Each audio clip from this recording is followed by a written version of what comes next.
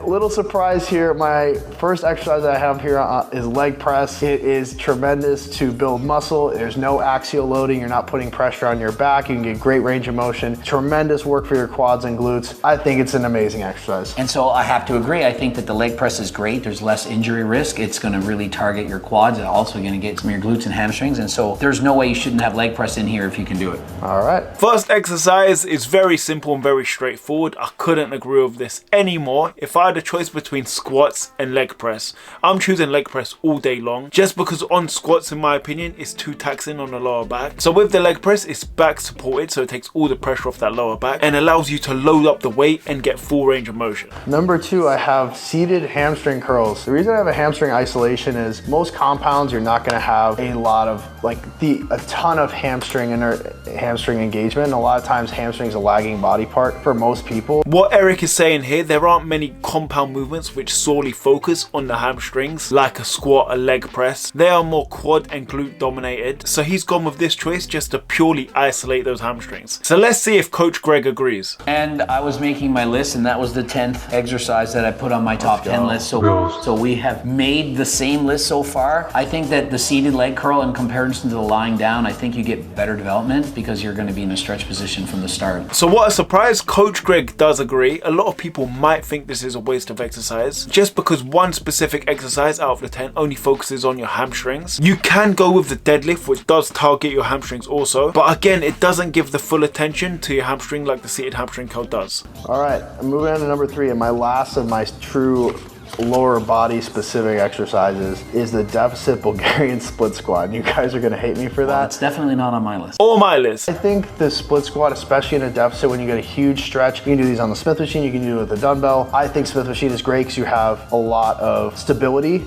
It's on a fixed plane. You can drive super hard into that front foot. Although he's talking about doing deficit split squats on the Smith machine, you also do get these benefits just using the Smith machine generally. So because of that reason, I'm gonna go with the Smith machine squats, just because there's stability there. It's good for getting that full range of motion, and it's great if you've got terrible ankle flexibility like myself. And personally, I'd much rather do Smith machine squats instead of actual squats. Let's see if Coach Greg agrees. Yeah, that enjoyment factor for me is a big deal, and instead of that, I have actual squats, just real squats. I absolutely love them. Now, although I'm not really supposed to do them due to an operation on my hips from something I had at birth, but for most people, I think that the squat is an amazing exercise. It's fun to do. You can progressive overload really easy. You can go up in weight, you can get stronger, you can go halfway down the full range of motion. I mean, I think squat's great, so I'd prefer doing squats over that. So Coach Greg went the complete other direction to me, and I'm not gonna lie, I definitely do see the appeal of including the squats into one of your 10 exercises,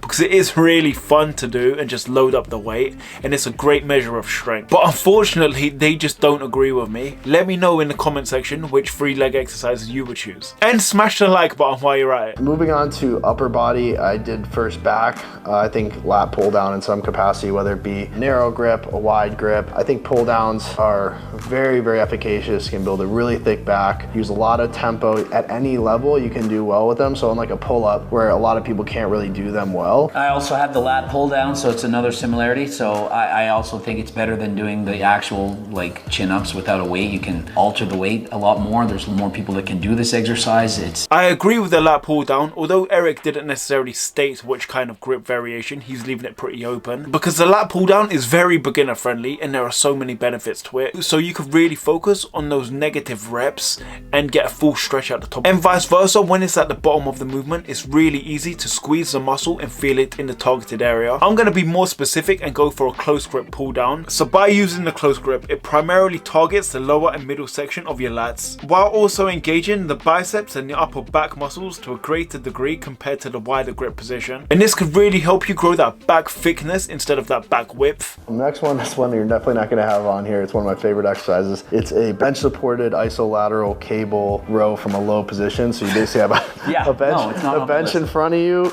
You have stability here. You get a huge stretch. The cable's in a low position and you can drive back, get really good scapular retraction. That exercise is a bit of a mouthful. mouthful, but I'm not gonna lie, I almost agree with Eric there. So what I'm choosing for my second back exercise and my lat focused exercise is the single arm crossbody lat pull downs. It is a very similar exercise to what Eric Janicki suggested, and it allows you to get that full stretch of your lat with your arm going across your body. I love the T-bar row, so I put T-bar rows because I find that it's very easy to hurt your lower back doing like bent rows like you're saying, or even seated rows. I find that hard on the lower back. The T-bar row is a great choice, especially that it's chest supported. Like Greg, the bent over row doesn't necessarily agree with me because it is very taxing on your lower back, but there's nothing wrong with this choice. In fact, it's probably better to have this compound movement instead of the isolation exercises what me and Eric chose. I just wish you could do it at the same time. Obviously you can't, but I'm more of a time efficiency type of guy. If I do one arm and I'm tired and then the other arm, it's not super if you're doing well, 30 to 40 seconds in this arm, 30 to 40, there's a minute to minute and 20. I'm more of a, I'm gonna get it over with at the same time.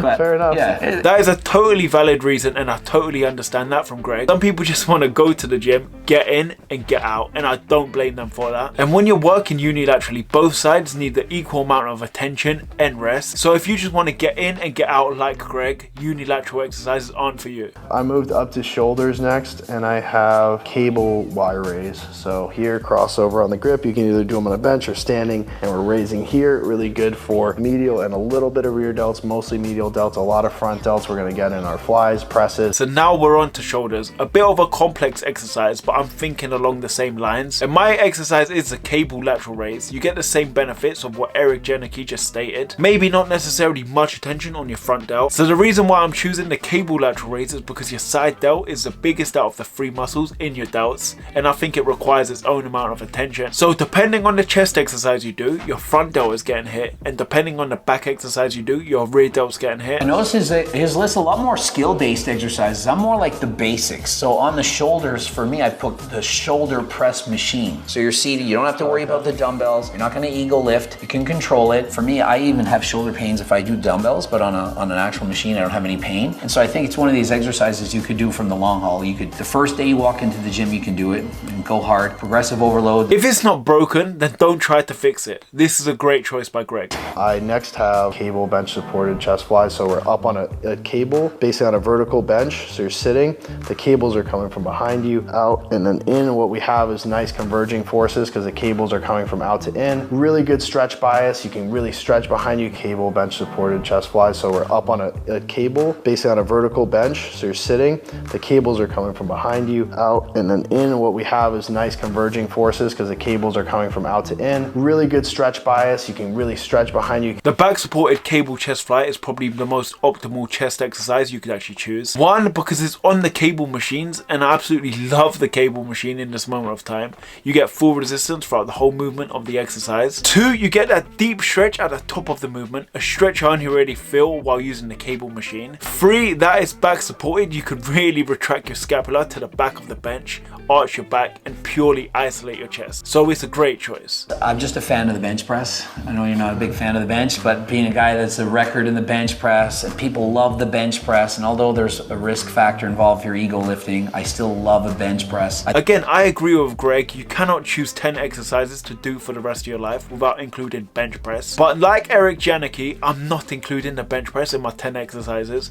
I'm going with the incline dumbbell press. This is probably my favorite exercise to do in the gym, period. And I cannot imagine 10 exercises to do for the rest of my life without it. So out of the three of us, let me know below who's chosen the best chest exercise, and let me know yours too. I'm gonna do machine chest presses, whether that be like kind of a plate loaded mid chest press that converges, or like a really good like seated press here where you can really drive out and squeeze as like a pin loaded one. Any machine movement is a great choice of exercise as it's controlled the whole way. You could really focus on the eccentric reps on the way down, and you could really focus on the peak contraction at the top of the movement. And also, if you're using a pin drop machine, you could do your drop sets to make it harder, or if it's a plate loaded machine, very easy to do drop sets on this. That I'm running out of exercises, I'm gonna think 2 birds 1 stone. I'm gonna go for dips. I could target my chest and my triceps with this, and to be honest, I don't really want to waste 1 out of my 10 exercises on triceps. So let's see what Greg chooses for his next chest exercise. Okay, now switching gears, I added as well the deadlift. Alright, I didn't expect that. I think it's just a great overall body exercise, and I don't care if it's sumo, conventional, or the trap bar. Choose any form of the deadlift, and it's going to force you to work hard. To be honest, I think it's a very logical choice. If you're doing the squat, bench press, it will be rude not to include the deadlift. It's either all of the three or none of the three, because the deadlift does target more or less your whole lower body as well as your back and your core. So if you're thinking about hitting more muscles with less exercises, the deadlift is a perfect choice. Push your discs hard. And that's the reason the deadlift isn't in my 10 exercises. So I have a tricep push down. I specifically have an incline bench tricep push down where the cable comes behind you. So what that's going to do is maximize stretch, maximize peak contraction, and disable you from using a lot of momentum. Now, I didn't add any triceps exercises on the list because I wanted to include a cardio machine. So with only 2 exercises left, this is where there's going to be a lot of disagreements and a few curveballs. So as I stated before, I'm not necessarily going to choose a tricep specific exercise because that's been covered with dips. And I did in fact include bike riding as one of my machines, because if you're racing on a bicycle, you're going to develop your legs, your calves, your glutes. I mean, and I totally understand the benefits of Greg including a bike machine, but after hearing that explanation, that means he will have leg press, seated leg curls,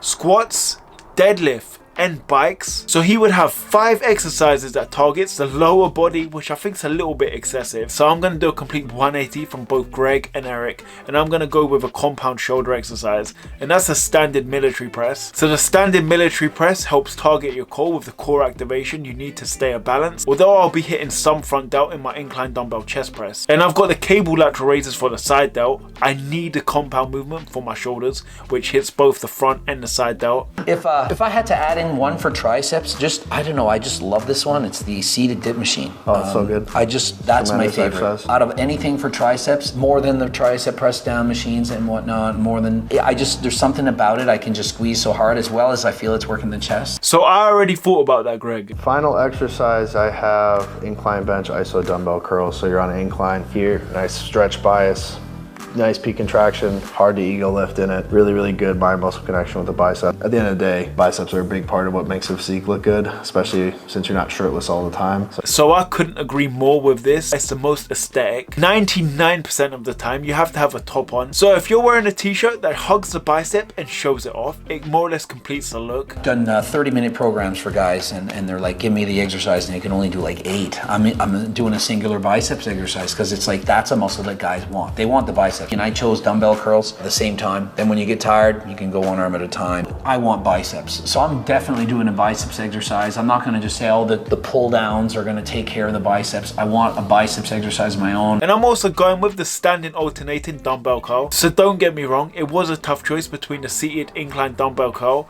and the standing dumbbell curl. And as Greg stated, your biceps are getting hit on your pulling movements. And choosing your bicep exercise is just choosing your bicep exercise you enjoy the most. And that's the standard dumbbell curl. All 3 of our lists are now on the screen. Let me know below who's got the best list, as well as let me know your 10 exercises you got to do for the rest of your life. If you enjoyed this video, hit the thumbs up and watch this next video.